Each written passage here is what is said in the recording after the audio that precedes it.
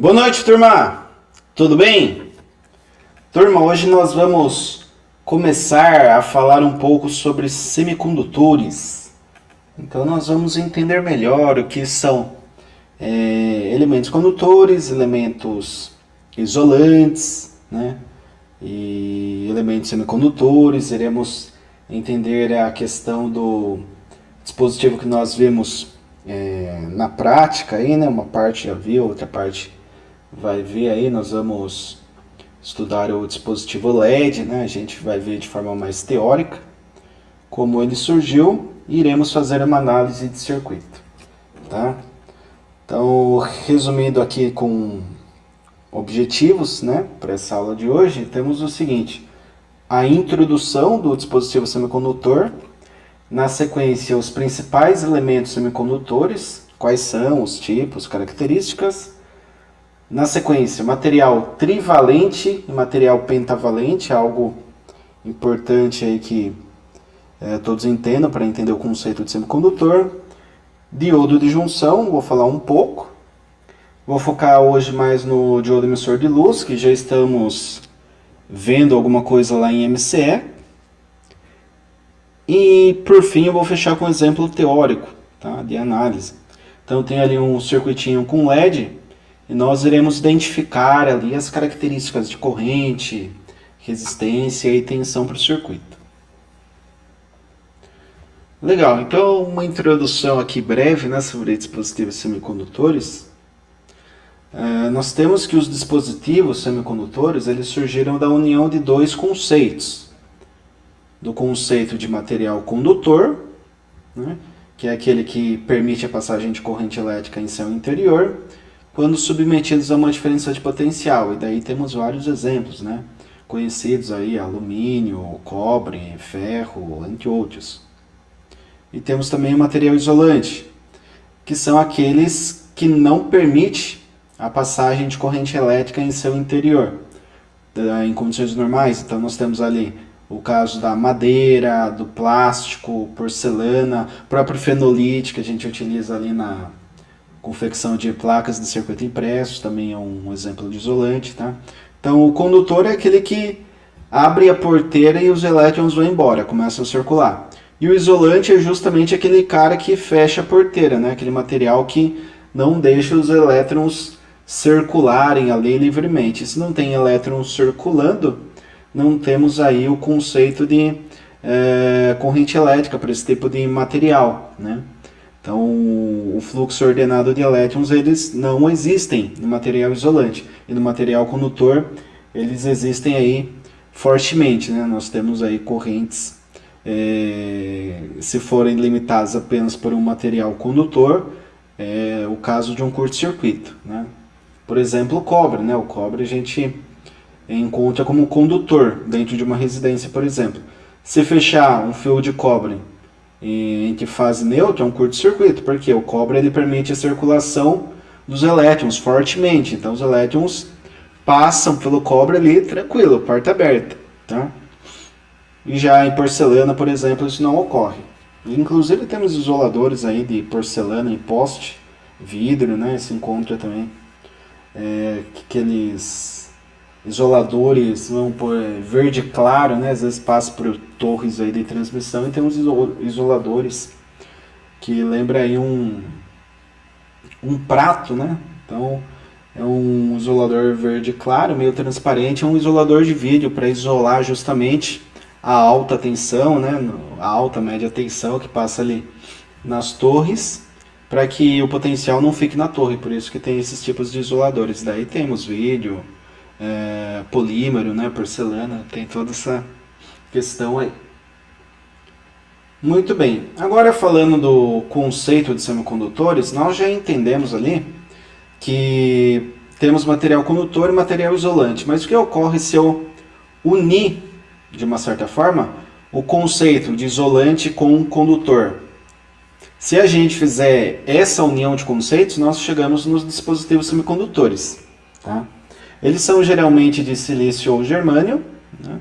E é porque são dois elementos da química que apresentam 4 elétrons na última camada, ou seja, 4 elétrons na camada de valência. e apresentam pelo menos uma junção de dois materiais com dopagens diferentes. Então, os semicondutores devem ter ali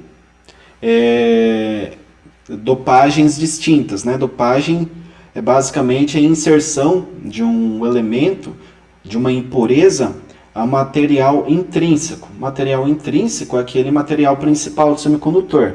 No caso ali o silício ou germânio. Normalmente utiliza-se muito o silício, tá? Em termos práticos.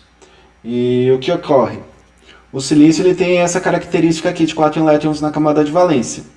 Mas se eu colocar uma impureza tipo P, que é uma impureza trivalente, ou seja, 3 elétrons na camada de valência, nós temos aí a possibilidade de incluir o bório, o gálio, o índio, tá? São impurezas. Então, por exemplo, existe a questão da dopagem, que é a proporção 1 para 10 milhões, por exemplo. Então, para cada 10 milhões de átomos de silício, eu coloco um átomo de bório, por exemplo, tá? Então, o bório ele vai ser trivalente. Como o silício ele é tetravalente, né, 4 elétrons na camada de valência, ele vai criar uma lacuna. Tá? Por quê? Os elétrons eles tentam fazer ligações covalentes. Porém, se eu tenho um trivalente e um tetravalente, eu faço 3 ligações e fica uma lacuna, né, para ligar com outro elétron aqui do elemento intrínseco, que seria o silício. Então, essa lacuna, ela é justamente conhecida como lacuna para um material do tipo P. É um espaço, é um blank, tá? Então, o P você pode pensar como material positivo, de uma certa forma. Por quê? Porque se tem lacuna, não tem elétron. Um elétron é uma carga negativa, então é um material que fica mais positivo. Nós temos material tipo N também, que daí ele tem uma dopagem pentavalente, ou seja, elementos que têm 5 elétrons na camada de valência, e daí nós temos o exemplo do antimônio, o arsênio e o fósforo. Normalmente utiliza-se muito fósforo, tá? Para dopagem do tipo pentavalente. Então, pentavalente são 5 elétrons. Então, o que acontece? Eu tenho um elemento com 5 elétrons e com um elemento com 4 elétrons. Então, eu interligo esses 4 elétrons com esses 4 elétrons aqui do silício, por exemplo, né? E sobra, por exemplo, se eu estiver utilizando fósforo, vai sobrar um elétron do fósforo. Então, sobrou um elétron, o elétron é carga negativa. Então, nós temos material do tipo N. Tá? Então, material tipo P, temos lacunas. Sobrando material tipo N, nós temos elétrons. Legal. Quando se une um material do tipo P com outro do tipo N, surge uma componente denominada diodo de junção. Tá? Esse componente permite a passagem de corrente em um único sentido, quando adequadamente polarizado, conhecido como polarização direta. E bloqueia a corrente quando a polaridade da tensão inverte, tá? Conhecido daí como polarização reversa. Temos a estrutura física do diodo, tá? Então nós temos no lado P o anodo, que seria o positivo, e no lado N nós temos o catodo, que seria o negativo. Tá? Em termos de simbologia, nós vimos naquela primeira aula de simbologia de MCE, né? Que esse é o símbolo do diodo, e no lado A nós temos o positivo, e no lado C, que seria o lado do catodo, nós temos o negativo. Legal. Para um diodo de junção, ou seja, um diodo que eu juntei, que eu uni material P com material N, surge aqui um espaço, né, entre eles, conhecido como barreira de potencial. Tá? Então, essa barreira de potencial para o silício é de 0,7 volts. Para o germânio é 0,2, 0,3 aproximadamente. Então, o que acontece? Como trabalhamos, na maioria das vezes, com diodo de silício, nós iremos adotar aí para as nossas análises teóricas e práticas o valor 0,7, tá? Então, vou projetar um circuitinho que tem diodo. Poxa, a gente já sabe que se ele estiver polarizado diretamente, vai ter uma queda de 0,7 volts. Ah, e se ele bloquear? Se ele estiver bloqueando, não tem corrente. Se não tem corrente, não vai ter queda em resistor, né? Não vai ter queda em LED, não tem corrente, não tem queda. Se não tem queda de tensão, o que acontece? A tensão do diodo é basicamente a tensão da alimentação. Tá? Então, se em um circuitinho série, por exemplo, eu tenho um diodo reversamente polarizado, ele está segurando a tensão da fonte. Se eu alimento com 10 volts, ele segura 10 volts entre cátodo e anodo. Se ele está em condução, vai ter uma diferença de potencial, DDP, de 0,7 volts entre anodo e cátodo. E daí tem uma corrente circulando, tá? A corrente ela entra no anodo e sai no cátodo.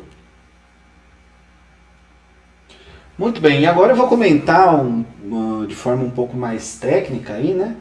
O que nós vimos lá em MCE, que seria o diodo emissor de luz, conhecido como LED, né? Então, o que são os LEDs, né? São dispositivos que emitem luz ao serem percorridos por uma corrente elétrica.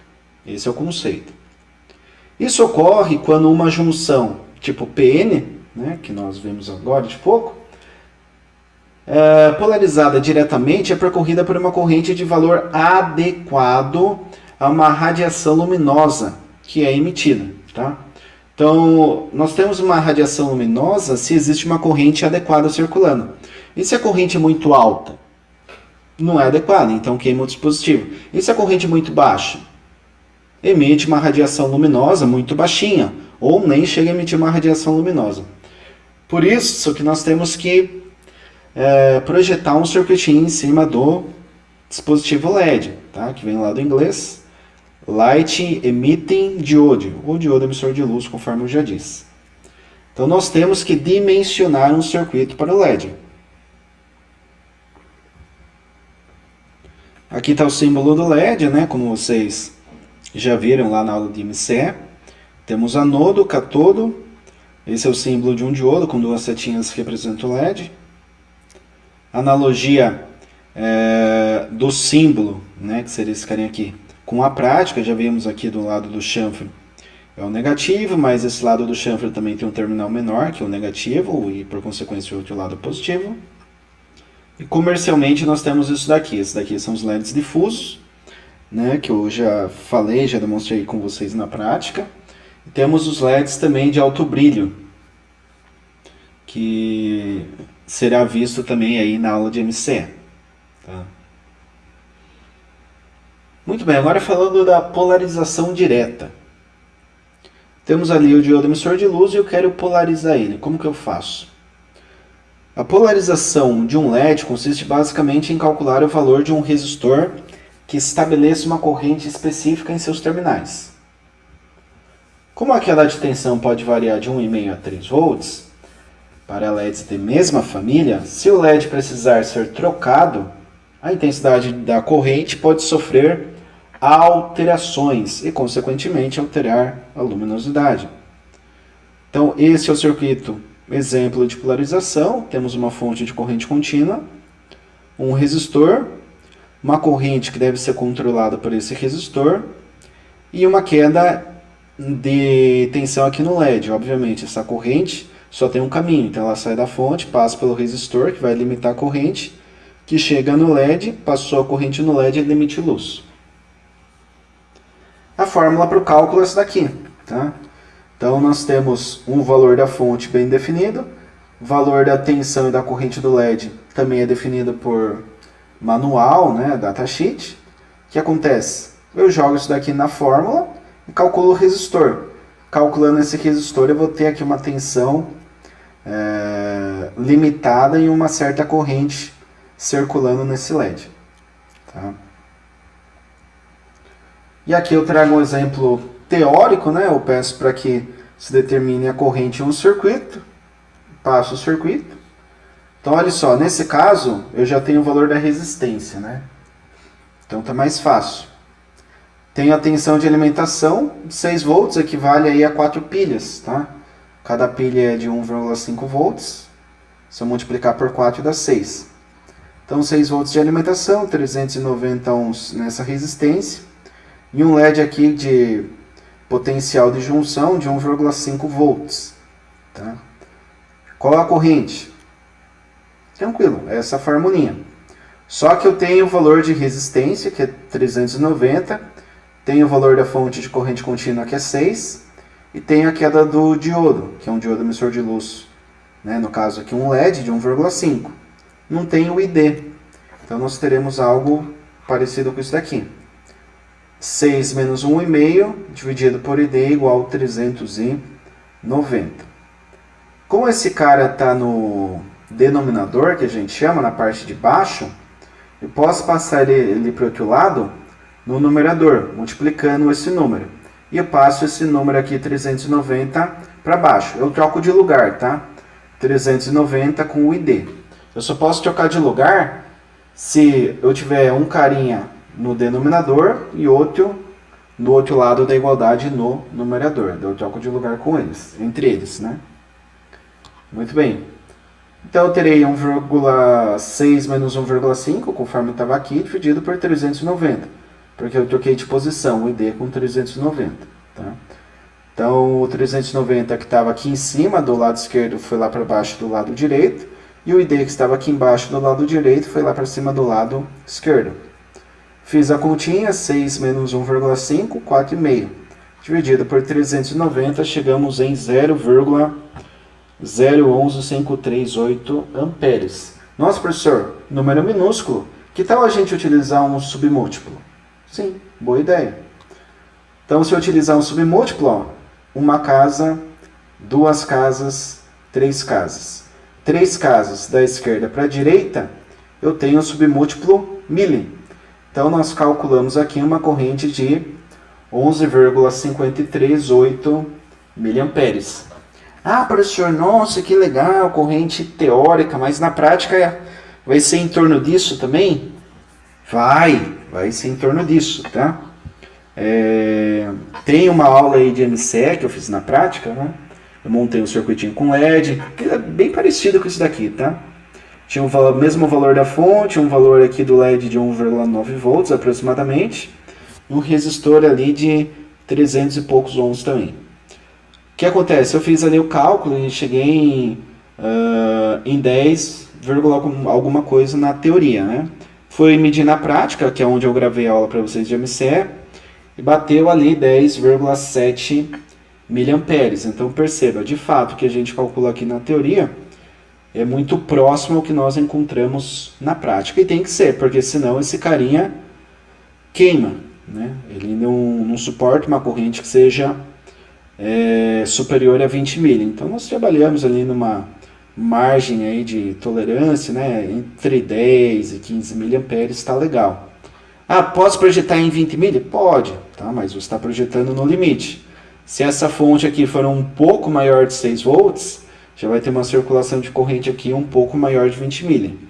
Então projeta ali para uns 10 a 20 miliamperes, daí você vai ter um brilho bacana e vai garantir aqui que o componente não vai se danificar, não vai queimar. Beleza, turma? Então, a aula de hoje é isso. Agradeço mais uma vez a atenção de todos. Lembrando sempre que eu estou disponível no Microsoft Teams. Eu vi que alguém ficou com dúvida aí na aula de sexta. Alguém não, alguns, né? E eu percebi que pouca gente. Eu tive 2 alunos na reunião de sexta-feira. Então, assim, se mais de 2 alunos tiveram dúvida e não ingressaram na reunião, para mim não faz sentido. Certo? Não faz sentido. Então, se tem dúvida, ingressa na reunião e pergunta. Porque a reunião, eu coloco no título da reunião, reunião de dúvidas. Então, já chega com a pergunta, faz a pergunta, eu respondendo a dúvida, né, a questão aí, muitas vezes já acaba sanando aí a dúvida de muitos outros colegas. Certo, turma? Então, participem, caso haja dúvida, né? Se não houver dúvida, parte para o exercício, faz sem problema. Mas tendo dúvida, participem, porque é o momento de tirar as dúvidas remanescentes, porque a gente só vai evoluindo. Já falei do LED e MCE, estou falando da teoria por trás do LED aqui. Vocês já estudaram LED-on em eletricidade básica, estão vendo o LED-on aqui de novo. Tem um conceitinho ou outro de química, tá? Que eu não estou aprofundando, mas que em dispositivos semicondutores é passivo, né, de aprofundamento. Então perceba, é tudo uma evolução, então não deixem nada para trás. Ah, tive uma dúvida, mas puxa, isso daqui eu vejo depois na internet, tem 500 aulas a respeito disso daqui. Até um colega de vocês na sexta chegou e falou: professor, eu tinha uma dúvida muito pontual, eu procurei vídeo no YouTube, assisti uns 10, 15, 20 vídeos e não achei a dúvida que eu tinha. Né? Não consegui encontrar, né, uma resposta. Então eu entrei aqui, perguntei para o senhor e rapidamente você respondeu. Então, entrem na reunião, tá? Entrem na reunião aí, participem, porque é saudável, né? Saudável aí para o desenvolvimento aí pessoal de vocês. Beleza? Grato a todos mais uma vez pela atenção, bons estudos, até!